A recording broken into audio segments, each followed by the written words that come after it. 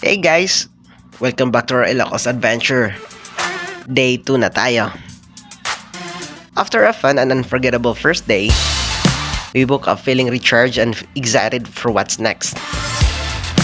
So today's itinerary is packed with history, local food, pasalubong, at syempre good vibes.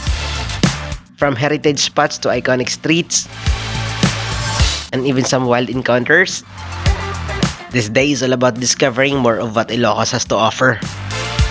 So tara, samahan nyo kami muli as we continue our journey through the north.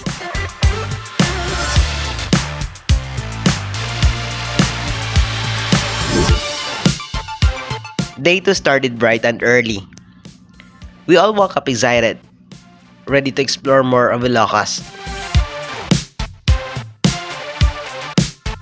By 8 a.m., bags were packed, rooms cleared, and we said goodbye to our cozy transient house. Excited na ang lahat for our next destination. Today's going to be full of culture, food, and fun.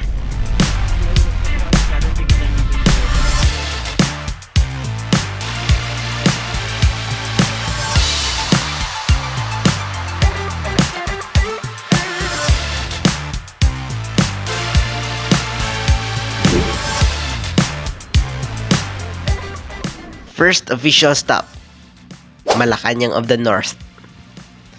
It's a presidential museum overlooking Paway Lake.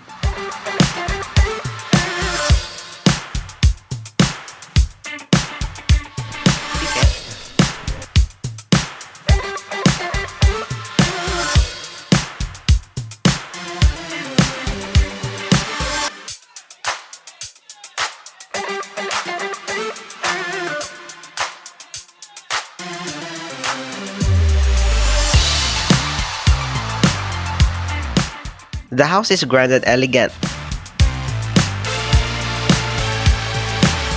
Preserved rooms,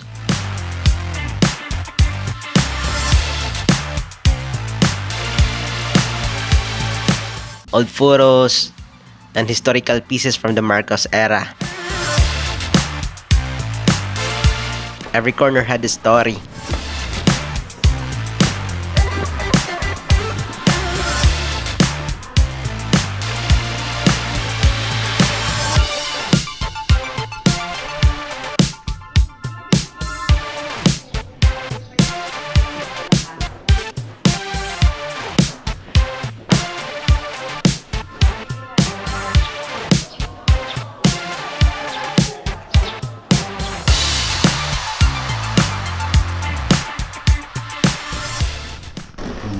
Yung ginagamit mo ng araw. I can't remember my normal dishes.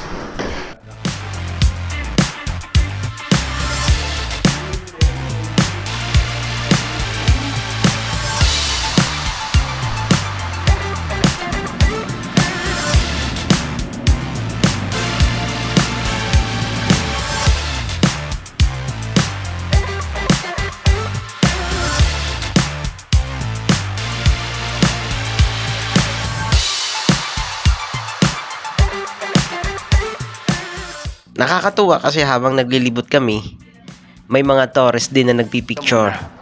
Pero kami, nagti-tiktok. Seryoso yung location. Pero kami, chill lang. History and fun combined.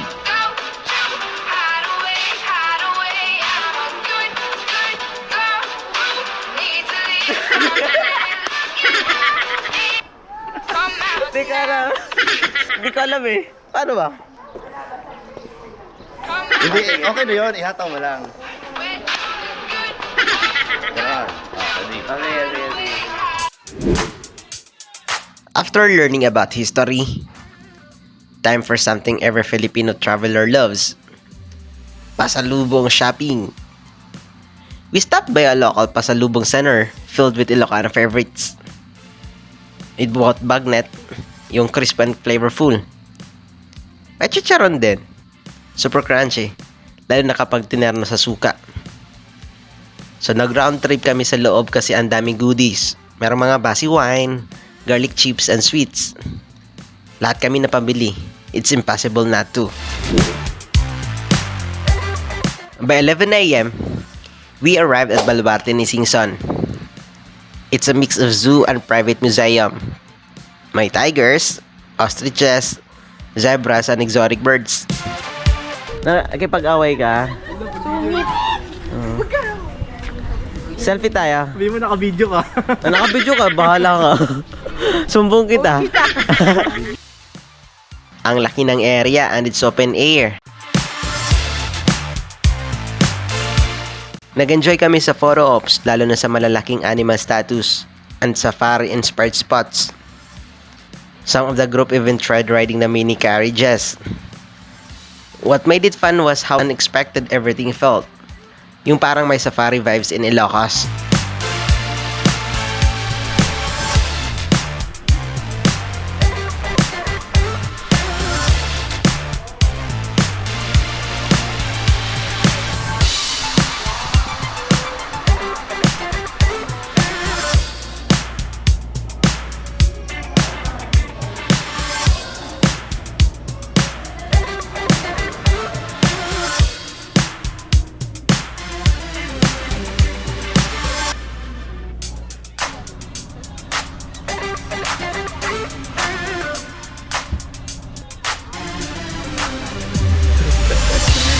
Hindi sila yung mag-run.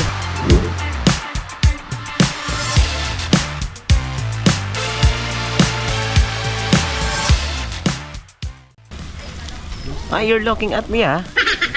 Why?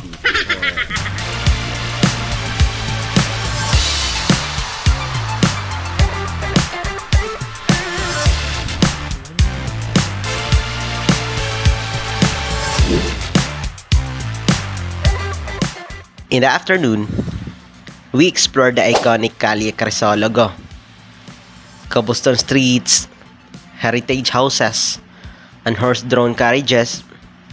This place is like stepping into a postcard. It's one of the most photographed spots in Ilocos, and for good reason. So we took our time walking, shopping for souvenirs, and of course, taking tons of photos.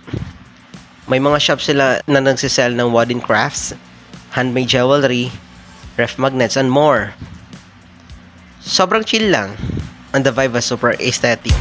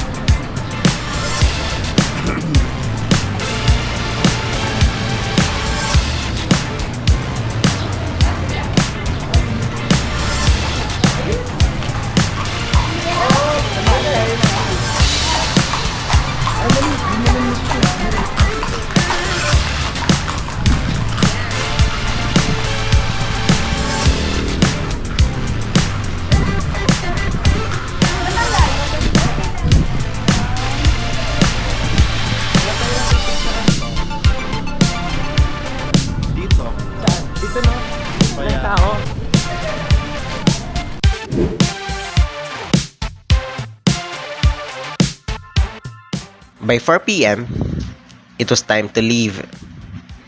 Medyo nakakapagod na, pero sobrang sulit ang buong araw. Everyone got into the van quietly. Some are sleeping, others are viewing their photos. May pasalubong sa lap, memory sa utak at peace sa puso.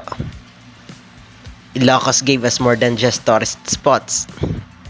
It gave us moments we'll always remember. Thank you so much, Ilocos. You were amazing.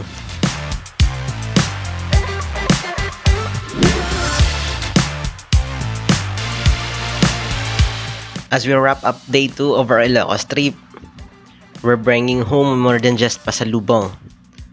Dala rin namin ang mga kwento, tawanan, at sandaling hindi malilimutan. From sunrise meals to sunset roads, every moment was a reminder that the best journeys are shared. Maraming salamat Ilocos sa tanawin, kultura at mainit na pagtanggap. Hindi man ganun kahaba ang oras namin dito, punong-puno naman ito ng alaala. To everyone watching, thank you for coming along with us. Sana na-inspire kayong maglakbay, kumain at tumawa rin kasama ang mga mahal nyo sa buhay. This may be the end of the day, but it's just another page in the travel story. Hanggang sa susunod na biyahe. See you on the road!